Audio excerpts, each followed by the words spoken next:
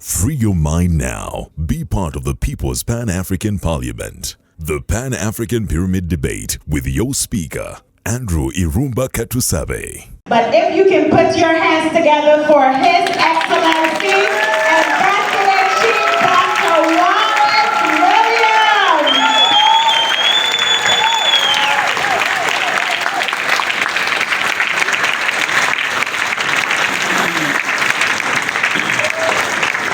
Thank you. Please, I think we are all re-energized at the moment. I want to take this opportunity first to ask for a moment of silence. Just stand, a moment of silence.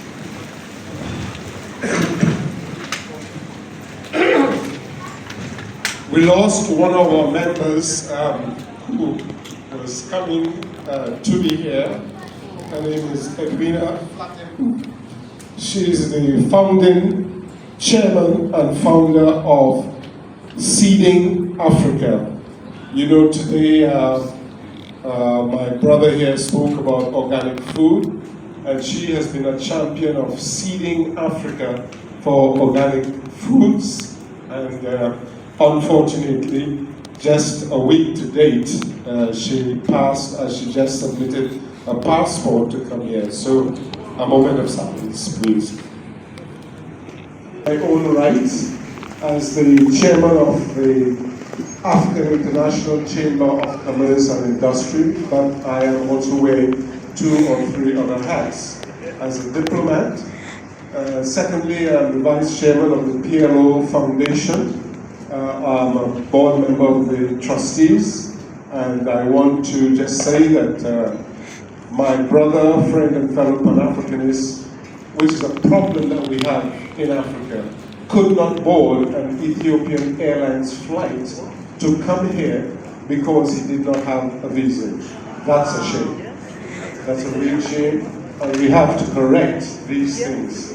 Because Africa, if we are going to be free, and if we are going to be able to trade among ourselves, travel among ourselves like the United States of America, we have the United Nations of Africa, we must be able to move freely and not have that type of nonsense that an airline, an African airline, a leading African airline stops a leading Pan-Africanist from coming to Burkina Faso because he did not have a valid visa. It's a shame, and we must take care of those things.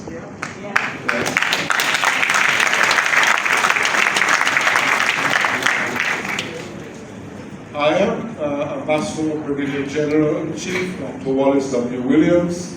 I am a chief 3 times in the great state of Nigeria. I have been on the continent for the past 45 years, since 1977. I returned home during that period when we had Festa, which was the largest festival of African arts and culture. And I have immersed myself since then on the continent, being one of our country's Pan-Africanists. As you know, most of Pan-Africanism started in the country of Trinidad and Tobago. Those who know their history will follow that up. Today, I am going to speak on forging Africa's global future. And it's very important that we take note of where we are going, how we're going to get there. I love the fact, and please give them another round of applause, that we have 7 pillars established here.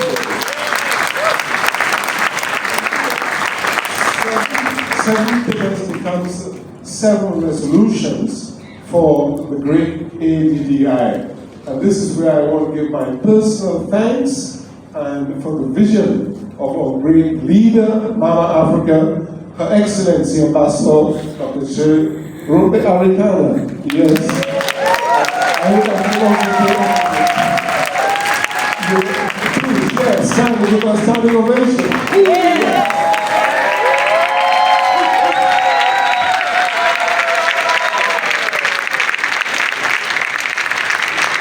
We must recognize greatness, and we must recognize vision. We are here to support, before I go into my topic and my theme, we are here to support a young military captain, and that is Captain Ibrahim Traore. Yes? He is leading the continent, and he has created a model which must be replicated across Africa. We know, and I agree with our sister here, that the AU has done nothing for the past how many years that we've been running, and that's because they don't have the focus of Africa. They keep quiet when things are happening in Africa. Everybody will be talking about Ukraine, wheat, etc. Nobody's talking about DRC, nobody's talking about South Sudan, nobody's talking about Boko Haram in the north of Africa, of Nigeria. Nobody's talking our story. That is why this morning, the theme of media is very important. I said I will touch on it because media and our narrative is absolutely essential. And I think we agreed today, myself and our dear Mama Africa sister, that we probably call it ADIANN, and that's African News Network. Ladies and gentlemen, it is born.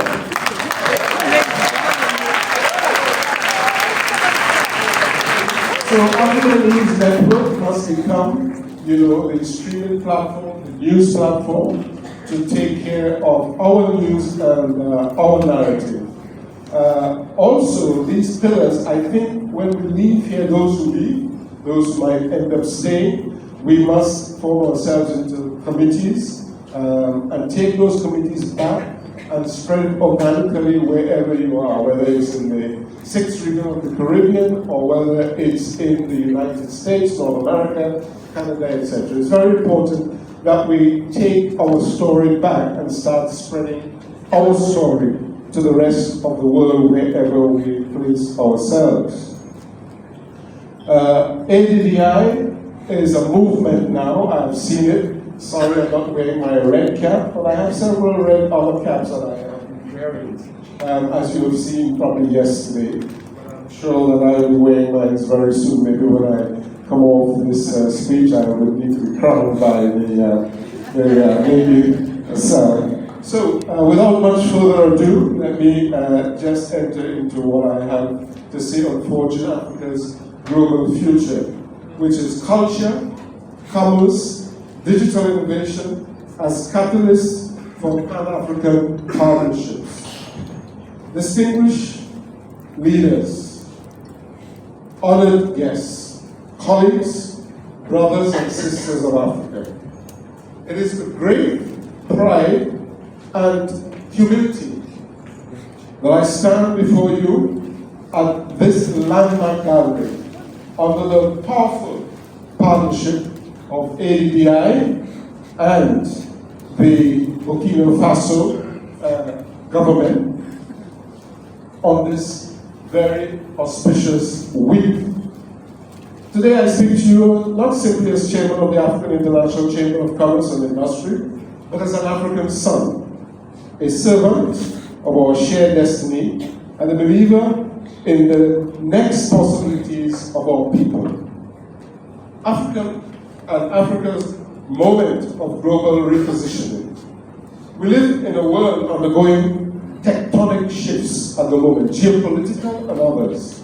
The balance of power in trade, finance, and innovation is being rewritten right before our eyes. Nations that once dictated the terms of commerce are now recognizing that Africa is not a passive participant, but is a very decisive actor in shaping the global economy.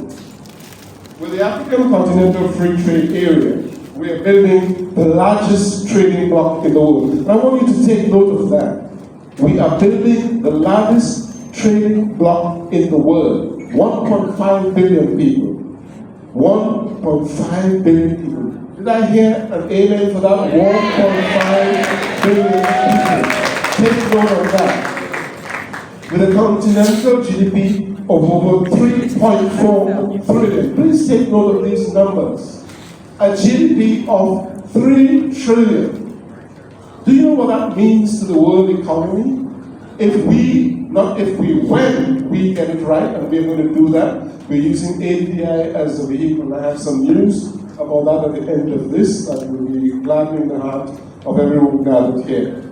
This is not only an economic framework, it is a declaration that Africa is ready to negotiate on its own terms, to trade with itself, and to engage globally from a position of strength. We are now in a position of strength. Culture as a driver of global recognition. People don't understand how culture has shaped many countries around the world and the money is to be made from it. But commerce cannot be separated from culture. Our music, our art, literature, and traditions among Africa's greatest exports.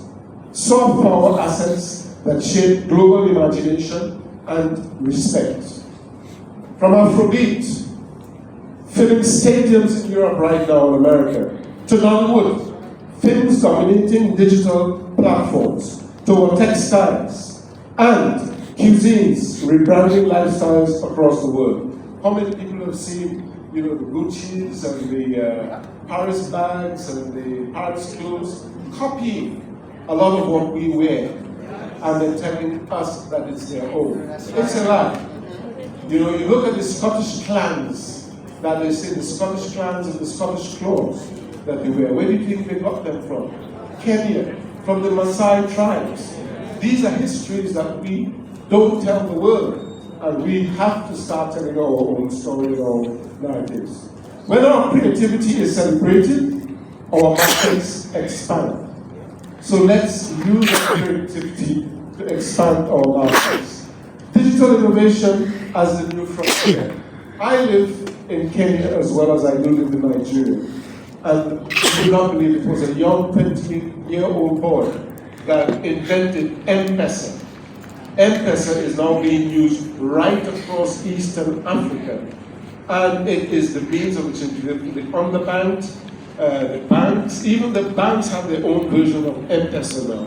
And he sold that to Safaricom, telephone provider, and even the beggars on the street, when I get to the traffic lights, if I don't have cash, which I don't carry, they say, here's my number, send me, through M-Pesa. Even the beggars, the corn sellers, everyone, M-Pesa. This is our youth innovating. Where some serious, so equally, digital innovation is not just the future of Africa, it is the present. Across Nairobi, Lagos, Accra, Kigali, and beyond, young Africans are rewriting the rules of fintech, e-commerce, blockchain, and artificial intelligence. Where some see risk, Africa sees opportunity. Mobile money began here in Africa. Think about this. Mobile money began here in Africa. And it was our youth that did it. Our youth created mobile money for the underbanked, their grandparents, parents in the countryside, to be able to receive money and use money very digitally. Digital agriculture solutions were pioneered here. Are you taking note? Yeah. Digital agricultural solutions were pioneered here. Blockchain to remittances is flourishing here. We are not consumers of the fourth industrial revolution. We are architects of it. Give yourselves a round of applause. We are the architects. The question is not whether Africa will join the digital future. The truth is, Africa is already shaping it, and others will have to follow us and what we are shaping at this moment in time. So I will talk a little bit now about the role of AICCI, which is our African International Chamber of Commerce and Industry, and the role that it will play in shaping the future global outlook of Africa, together, I must say, with ADDI. This is where the African International Chamber of Commerce and Industry plays its historic role. AICCI is the bridge connecting Africa to global commerce, policy, and partnerships. But let me be clear, our bridge is not built for one-way traffic. That era is already gone. We are not doing any more one-way traffic. Our strategic policy is quite clear, and I'm shaping most of that policy at the moment. That is, we and foreign investors engaging with Africa, must, and I repeat, must, right? Must engage with us on our terms. It is quite clear. They must treat our nations on a win-win basis. This means that creating jobs, it means forging, it is more than creating jobs. It means forging true partnerships when our communities are not just employees, but shareholders in the wealth of our land. And this is a policy that I am promoting. We do not want any more that we are just wage earners. You come in, you exploit the resources, and you leave and nothing is left. I have been pioneering local content from Trinidad and Tobago to the Nigerian gas master plan. I created local content shaping the Nigerian gas master plan to show that what the Trinidad model on gas is, we emphasize a lot on local content. I know that Ghana tried and has been trying to do a factory in every community, but we need to replicate that model elsewhere on the African continent. And what we do is make sure that if you're coming in as part of our chamber, if you're coming in as a foreign investor, there are a few key agreements that we will have and must have with you. One of those is that you must transfer technology. Two, our community will be exploited from all the things that's happening in Ghana with Galamsey, etc. The community must be involved. You must refine locally. You must add value locally. You must provide local content. And the community do not become wage earners week to week. We are salary plus shareholding. Yes. Salary plus shareholding. And the salary is just a stipend, really. It is a stipend. You are working in our community, okay, we take a salary to make sure we take care of our families. But we are a shareholder. Every aspect of every community, we must take it. You can't go to China and go and do what they're doing in Africa. You can't go to India and do what they're doing in Africa. You can't go to Europe and do what they're doing in Africa. They will run you from here till thy kingdom come, and further than that. So we now have to, this is the things that we are standing for. This is what ADDI is for. This is what PLO is for. This is what I am for. We, Pan-Africanists, we are no longer talking. We are walking and walking the walk. We are putting implementations in place to ensure that Africans benefit as well. The time has changed. We are 75% youth on the continent. They are the innovators. They are the change makers like Captain Traore and the others. And this model must be followed. And these are the things that we want done on the continent. It means technology transfer. It means local processing and local production that fuel intra-Africa trade on the AFCTA. While surplus output is directed towards global export. Why do we say that? We have a model already in Trinidad and Tobago. We harness all our gas.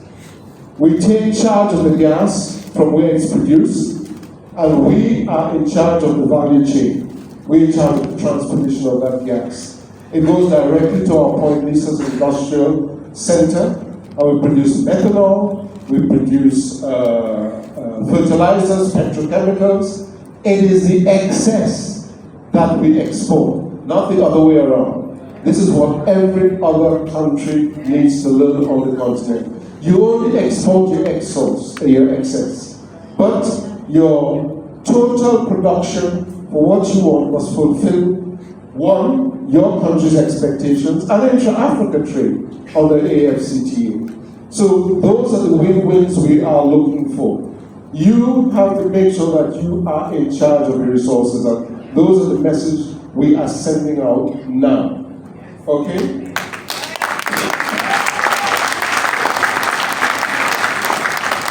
Above all, right, it means embedding local content participation. And anybody that is interested in local content. I'm available to go and deliver keynote speeches on local content. I've done it in Tanzania, Uganda, South Africa, Nigeria, and even Ghana.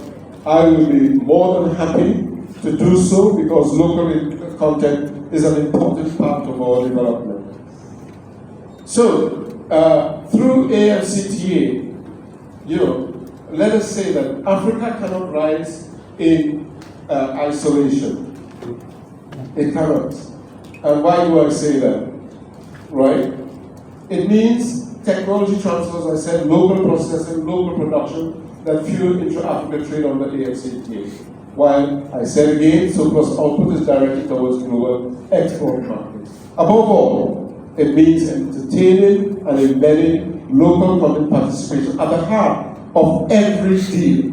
So every deal that is being made on the continent, in that clause of any contract must be local content. What did I say? Must be local content. Local content. And that is very important. Not merely the investment is extracting value, but multiplies it, because when you're part of the value chain, you are multiplying the extraction value as part of your value chain of the government. Stimulating and sustaining our local economies. This is the Africa we envision. An Africa that negotiates from strength, because we have the strength. All the materials, all the minerals and resources is under our feet. Under our feet. And that is our strength. Insist on fairness and ensure that prosperity is shared across every community touched by investment. And that is where we say salary plus shareholding. Absolutely. A call for Pan-African partnership. But Africa cannot rise in isolation. We must rise together. Not only as nations, but as partners. And why do I say nations? Countries were created by 1834 and the Berlin Conference. I said at my last keynote speech in Eswatini that we must burn the Berlin Conference map physically. But a lot of my peers were very scared. I said, what are you scared about? Let us take that damn map, burn it, and redraw the map of Africa.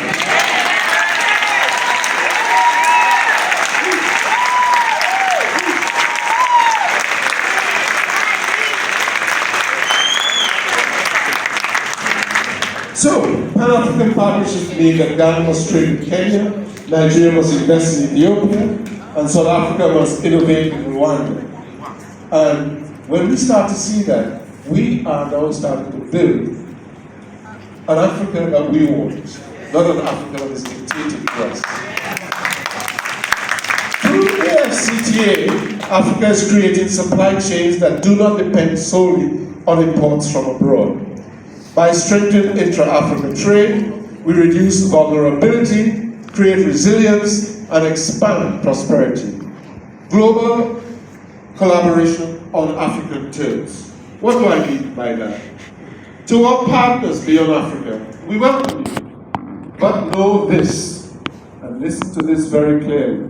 The age of raw extraction is over. Yes.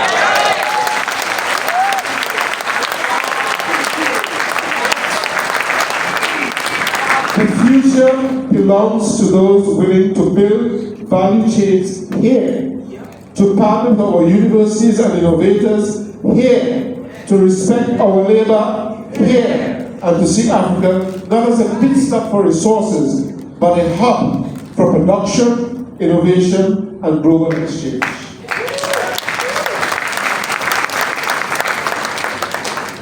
Africa offers not charity, but opportunity. We are no longer going to be beggars to IMF, World Bank, etc. We are going to set up our own Central Bank of Africa.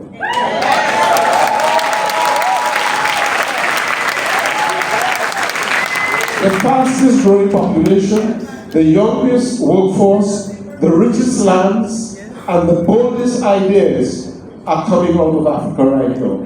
Why do you think Google is coming here? What are they coming here to do? To mine our data, our young, bright minds. What is Apple coming here for? What are they all coming here for? They are coming here to tap our minds, our brilliance, and to mine our mental data. That is why they are coming. Because if we are not going and they realize that 75% of the continent is innovative, they want to be here. They want to be part of what is going on. But we have to be smart. We have to work smart. Yes, we can partner with them, but we will make sure that we do things that we can protect our data, our young innovation, etc. This is the role where people like ADI can play a significant role. Go out and champion what we want as Africans. That is very, very important. Conclusion. Africa is rising. I think we all know that. But how are we rising? Distinguished ladies and gentlemen, friends, brothers, Africa is rising is not a slogan. It is a declaration of intent. It is a call to build bridges, not walls, to foster innovation, not exploitation, to ensure that the riches of Africa fuel not only boardrooms abroad, but households across our continent. And this is where I say we become board members, shareholders of every enterprise that enters the continent. And that's the role that AICCI is going to play, and we are going to work in partnership with ABDI to do this.